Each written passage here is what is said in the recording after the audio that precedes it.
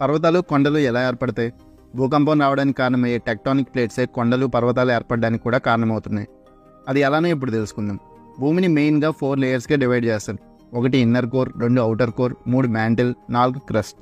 ఒక్కో layer different థిక్నెస్తో ఉంటుంది. So భూమి పై పొరని క్రస్ట్ అని అంటారు. ఈ క్రస్ట్ భూమి మొత్తం ఒకే పొరలా ఉండదు, వివిధ భాగాలుగా ఉంటుంది. వాటినే టెక్టానిక్ ప్లేట్స్ అంటారు. భూమి మీద మెయిన్గా 7 మేజర్ టెక్టానిక్ ప్లేట్స్ ఉంటాయి. ఇవి కంటిన్యూస్గా ఒక కాన్స్టెంట్ స్పీడ్తో చాలా స్లోగా మూవ్ అవుతూ ఉంటాయి. ఇలా ఒక సంవత్సరానికి 1 సెంటీమీటర్ నుండి 10 సెంటీమీటర్స్ వరకు మాత్రమే మూవ్ అవుతాయి. ఇలా మూవ్ అయినప్పుడు టెక్టానిక్ ప్లేట్స్ ఢీకొని ఒకదాని మీదకి ఒకటి ఎక్కినప్పుడు భూమి మీద పర్వతాలుగా ఏర్పడతాయి. అయితే ఈ పర్వతాల్లో రకాలు ఉంటాయి. 2 టెక్టానిక్ ప్లేట్స్ ఒకదానికొకటి దగ్గరగా పుష్ చేసుకున్నప్పుడు భూమి యొక్క క్రస్ట్ అంటే పై పొర పైకి ఫోల్డ్ అయ్యి పైకి లేస్తుంది. ఇలా ఏర్పడిన పర్వతాలని ఫోల్డ్ మౌంటైన్స్ అంటారు. ఈ పర్వతాలని మనం రెగ్యులర్గా చూస్తూ ఉంటాం.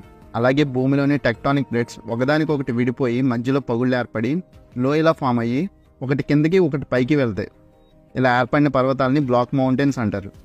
అండ్ నెక్స్ట్ వాల్కానిక్ మౌంటైన్స్ అంటే అగ్నిపర్వతాలు. ఈ వాల్కానిక్ మౌంటైన్స్ ఎలా ఏర్పడతాయంటే భూమి లోపల ఉన్న మ్యాగ్నం అంటే శిలాద్రవం భూమి ఉపరితలంపై పగుళ్ళ ద్వారా ఒక లావా రూపంలో బయటకు వచ్చి విస్ఫోటనం చెందుతుంది. ఇలా బయటకు వచ్చిన లావా చల్లబడి పర్వతాలుగా ఏర్పడ్డాయి. And last dome mountains. భూమి లోపల ఉన్న శిలాద్రవం బయటకు రావడానికి ట్రై చేసినప్పుడు భూమి పొరని ఒక గోపురంలా పైకి లేపుతుంది.